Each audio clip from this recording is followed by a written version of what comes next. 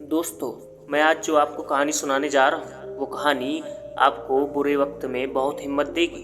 कहानी अच्छी लगे तो प्लीज़ वीडियो को लाइक और चैनल को सब्सक्राइब जरूर कर दें। यह बात उस समय की है जब महात्मा बुद्ध अपने शिष्यों के साथ जाकर दूसरे गांव में प्रवचन दिया करते थे। एक बार की बात है, गर्मी का समय था।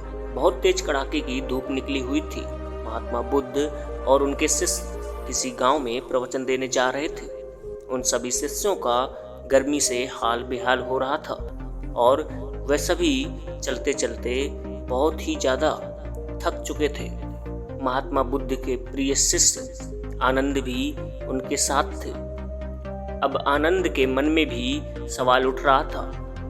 अंत में उन्होंने बुद्ध से कहा, गांव कब आएगा और यहाँ से कितनी दूर है?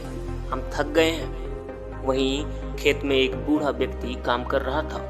आनंद ने उस आदमी को देखकर बुद्ध से कहा कि चलिए हम उनसे दूरी पूछ लेते हैं। बुद्ध ने हामी भरी और उस जो बूढ़े किसान खेत में काम कर रहा था उसके पास चले गए। आनंद ने बूढ़े आदमी के पास जाकर पूछा कि यहाँ से आने वाला गांव अभी कितनी दूर है?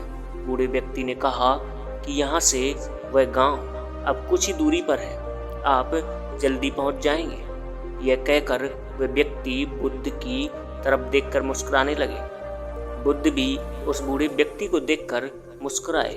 आनंद को यह समझ नहीं आया कि वह लोग क्यों मुस्कुरा रहे हैं। महात्मा बुद्ध भी मुस्कुरा रहे थे और वह वृद्ध किसान भी मुस्कुरा रहा था। इसका कारण क्या है? मैंने भी ऐसी कोई बात नहीं की जो यह लोग मुस्कुराएं। आनंद के मन में यह सवाल अभी था ही कि वह लोग आगे निकल गए। आगे जाने के बाद जब फिर से गांव नहीं आया तब आनंद के मन में फिर से यह सवाल आने लगा कि उस बुजुर्ग द्वारा बताए गए रास्ते के अनुसार भी गांव नहीं आया। फिर रास्ते में आनंद को एक और महात्मा मिल गए। आनंद ने उन महात्मा से फिर वही सवाल पूछा कि आगे आने वाला गांव और कितना दूर है? महात्मा ने कहा कि ज़्यादा दूर नहीं है, बस 2-4 किलोमीटर ही दूर है। यह सुनकर आनंद ने मन ही मन सोचा कि अब तो पहुंच ही जाएंगे, पास में ही है। और फिर तभी दोबारा से महात्मा बुद्ध रास्ते में मिले। महात्मा को देखकर थोड़ा सा मुस्कुराए और महात्मा भी गौतम बुद्ध को देखकर मुस्कुराने लगे। और फिर से एक बार आनंद के दिमाग में सवाल उठने लगता है कि आखिर दोनों के आपस में मुस्कुराने का कारण क्या है। परंतु वह लोग आगे बढ़ने लगते हैं। काफ़ी आगे आने के बाद गांव नहीं मिलता। तब आनंद ने एक बूढ़ी माता से फिर पूछा, गांव कितनी दूर है? बूढ़ी माता ने कहा कि बस कुछ कदम दूरी शेष है, आप गांव पहुंच ही गए हो। और एक बार फिर से वह बूढ़ी औरत और महात्मा बुद्ध एक दूसरे को देखकर मुस्कुराने लगे। आनंद ने फिर यह सब देखा, लेकिन वह उस समय कुछ न कहकर आगे बढ़ गए। अब भी गांव आने में समय था। आनंद के सब्र का बांध टूटने लगा।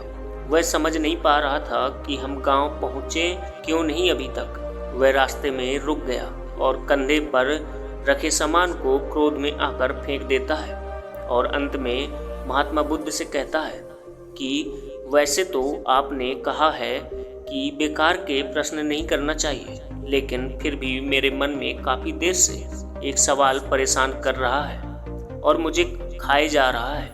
कृपया कर आप मुझे उसका उत्तर दें। बुद्ध ने कहा कि पूछो, क्या पूछना है? आनंद कहते हैं कि हम जिससे भी रास्ता पूछ रहे हैं वह हमें बस थोड़ी दूर कहकर आगे बढ़ाए जा रहा है और आप कभी उन्हें देखकर मुस्कुराते हैं तो कभी उन्हें देखकर हंसते हैं। इस चीज़ को कृपया मुझे समझाइए और यह भी बताइए कि कहीं हम गलत रास्ते पर तो नहीं चल रहे। तभी गांव नहीं आ रहा है और इतना समय लग रहा है। बुद्ध आनंद की बात सुनकर कहते हैं, आनंद, हम बिल्कुल सही रास्ते पे जा रहे हैं और जिस रास्ते से हम गांव जा रहे हैं वहाँ के लोग मुझे जानते हैं क्योंकि मैं पहले भी इस गांव में जा चुका हूँ और मुझे इस राह की दूरी भी पता है और यहाँ के लोग भी यह बात जानते हैं और इसलिए वह लोग फिर मुझे जाते देख पहचान कर मुस्कुरा रहे थे। और जिस तरह हम लोगों को उनके लक्ष्य प्राप्ति के लिए उन्हें उपदेश देते हैं और उन्हें अपने जीवन के पथ पर सफलता हेतु निरंतर चलने को प्रेरित करते हैं, ठीक बिल्कुल उसी तरह राह में मिले हर एक व्यक्ति हमें हमारे कार्य पथ, हमारी मंजिल की ओर निरंतर बढ़ते रहने का उपदेश और राह देते रहे हैं ताकि हम अपनी मंजिल तक पहुंच सकें। बुद्ध की यह बात सुनकर आनंद मुस्कुरा उठे और सभी एक बार फिर से गांव के लिए निकल गए और कुछ समय बाद वे लोग वहां पहुंच जाते हैं। अतः दोस्तों, जिस तरह बुद्ध और उनके शिष्यों को रास्ते में कई लोग मिलते हैं जो उन्हें मार्ग पर जाने के लिए प्रेरित करते हैं, ठीक उसी प्रकार हमारे जीवन में भी हमें किसी न किसी रूप में प्रेरणाएं मिलती रहती हैं। बस फर्क यह है कि हम उसे किस तरह से देखते हैं। हमेशा याद रखें दोस्तों, जीवन में आगे बढ़ने के लिए अवसर हर किसी को मिलता है।